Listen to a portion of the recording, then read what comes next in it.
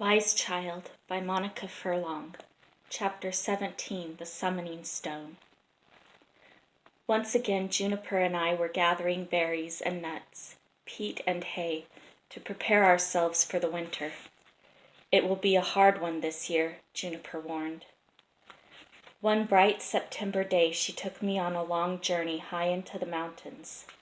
We walked for miles, sometimes climbing up steep parts on our hands and knees, stopping often to get our breath back and enjoy the view.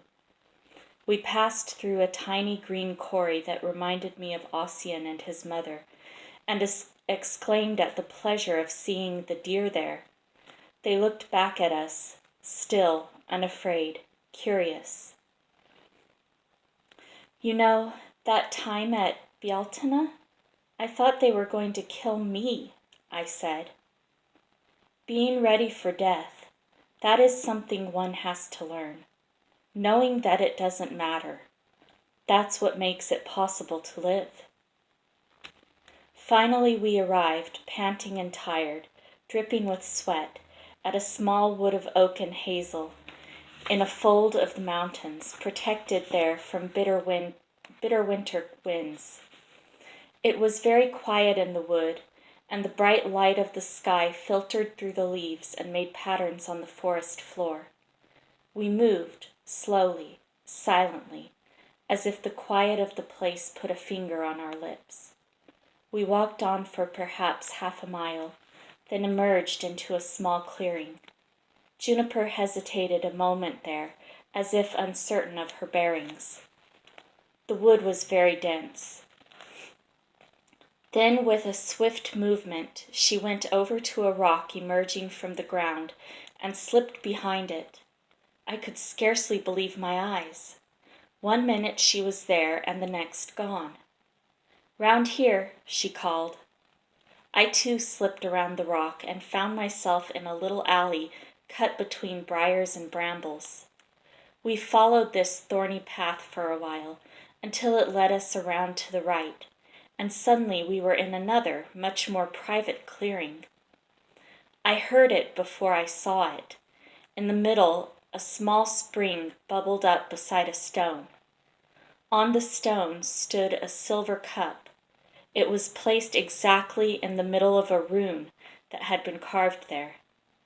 Juniper and I stood one on each side of the spring. She filled the cup and passed it to me to drink, and when I had finished, I did the same for her.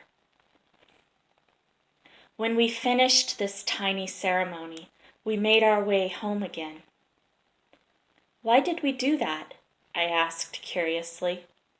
Juniper offered no reply.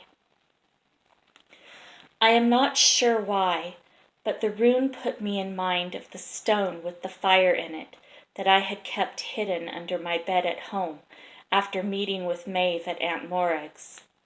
I had not looked at it for months, but that night I took it out when I was in bed and Juniper was busy downstairs. The fire within it looked different at different times. This time it looked yellowy, though when you moved it, it gave sudden stabs of orange. It felt cold against my cheek. I thought of Maeve of the red Judas hair, and unexpectedly I longed for her. One day when I was bigger, I would go back to see her, but now I must live with Juniper and learn Latin. I'm going away for a week quite soon," said Juniper. "Good, I love going on journeys." "By myself." "Where are you going?" "To visit a Doran in one of the northern isles." "Why can't I come then?" "Because we shall want to sit and talk for hours, and you would be very bored. You know how you get." I pouted.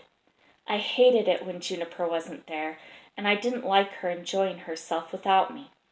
Also, a week was a very long time. "See," she said, guessing my fears, "I am going to lend you this while I am away. It's a talisman with a special rune of protection and comfort written upon it." It was a flat piece of silver. You could see the marks where the hammer had shaped it. There were 2 holes in the top where a piece of leather went through it so that you could hang it up if you wanted. "It's pretty," I said, as its gleaming surface caught the light. "Better than pretty," Juniper said. She was especially nice to me in the days before she went, retelling my favorite stories, singing my favorite songs, cooking my favorite meals. "You spoil me," I told her solemnly. "Do you think I should stop?" she asked, and she winked at me. "I am an impossible child. Everyone used to say so." "Used to say so. Now I think you're rather nice." I glowed with pleasure. That night, as on other nights before it, I took out the hidden stone. It fascinated me that however often I looked at it, it was always different. Sometimes I even had the fancy that it was saying something to me, that if I listened harder I would know what it said. Sometimes I thought it was wrong of me not to tell Juniper about it, but then I would think, it's only an old stone, why would she mind? But then if she wouldn't mind, why did I think it was better to hide it from her? It was very puzzling. The day of Juniper's departure came. She took Tilly with her and 2 big panniers. I was angry with her for going, and I kissed her aloofly and refused to show much interest in her journey, just to punish her. Before she had clattered out of the yard on Tilly's back, I had gone in and shut the door. I did not want her to see the tears I had already begun to shed, tears that I wept under the bearskin. She did not love me. Nobody who loved her little girl went away and left her. Presently my tears ceased. I wiped my face, dried my eyes, went downstairs and ate all of the meal Juniper had thoughtfully prepared for my lunch, though we had only just eaten breakfast. Then I took out my stone. It had never looked so beautiful. There were deep indigo, purple, and violet colors glinting in it. I raised it to my cheek. It seemed to be easier to hear what it said. I thought I caught the words me and home and road. There was something rhythmical in its tiny voice, as if it was reciting a poem. I needed to know what the poem was. It was tantalizing to so nearly get the words of the little poem. I took the stone out onto the steps where Juniper and I had so often sat together. Wise child, to me, over, hill, and sea, footsteps, take, road, home. I put the stone down and wandered restlessly around the house and garden. I popped some fuchsia buds and some snapdragons. I crushed a leaf of lemon balm in my hand and smelled it. I went into the dairy and took a spoonful of delicious yellow cream and swallowed it. At this time of day I was usually reading and writing. Around Juniper there was never a lot of time for daydreaming and meandering. But since Juniper was not here, I saw no reason not to give myself a holiday. However, as I soon discovered, it did make the time go awfully slowly. A bit later I went back to the stone and picked it up again. It was now warm from lying in the sunlight, and as if this had infused it with energy, its tiny voice was louder and clearer than ever before. Wise child, will you come to me, over land and hill and sea? No longer let your footsteps roam. Take the road that leads you home. I am not sure that I ever heard separate words of it, just like that, but I heard enough to get the sense of the whole. I heard something else, too, that the voice was Maeve's. I felt at once excited, pleased, and very afraid. Maeve, the beautiful Maeve, did love me and want me after all. She had missed me when I had gone. She must be at her great house on the mainland. Over the sea, the poem had said, where I should lead a life of joy and luxury, never have to muck out the cow's stall, churn butter, chop herbs, or learn long poems by heart. Maeve might not be very easy to live with, but she would find me a handsome husband, rich and famous too, and I would live happily ever after. Somehow I had managed to forget all about the horror of the wax doll. But I did at least think of Juniper. Juniper, who did not think in terms of luxury and handsome husbands, but who lived as if everything in life, some evil-smelling ointment she was making, an old man with the dropsy, a deer, a bit of Latin poetry, the taste of the butter, the color of the mead, the feel of wind or rain or sun or tempest, the sound of thunder or the stab of lightning, was a joyful and wonderful treat, a source of amusement, of pleasure, of fascination. Juniper had a secret, though not the sort you can easily tell, and I wanted to be someone who shared that secret. I wanted to learn, too, to lose myself in the pleasure of books, of stories and thoughts, to learn more about healing people, to know about astronomy and geometry, about people who had lived in history, to be able to talk in foreign tongues, and to sing and play the harp.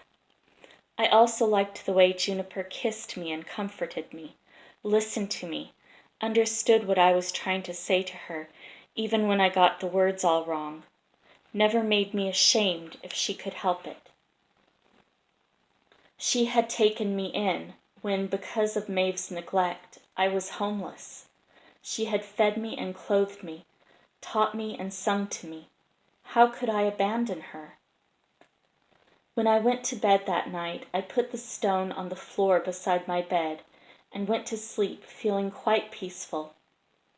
Even if I had decided to join Maeve, there was no way in the world I could get to the mainland. I had no money, no boat, no horse, no map. But I woke an hour or two later, with the moon streaming in at the window. I did not touch the stone, but it seemed to me that I could now hear it reciting its little rhyme quite clearly. Wise child, will you come to me, over land and hill? I was terribly afraid.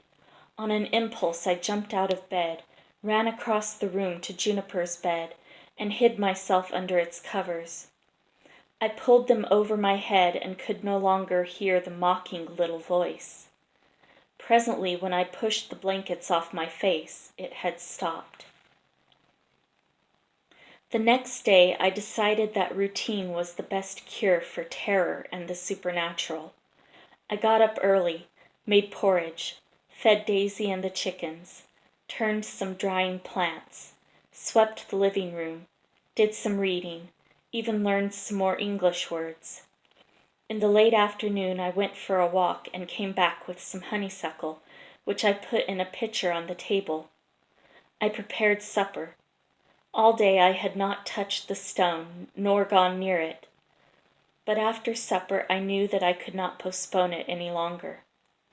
As I picked it up from the floor, it was caught in the rays of the westering sun, and for a moment it was colored bright vermilion.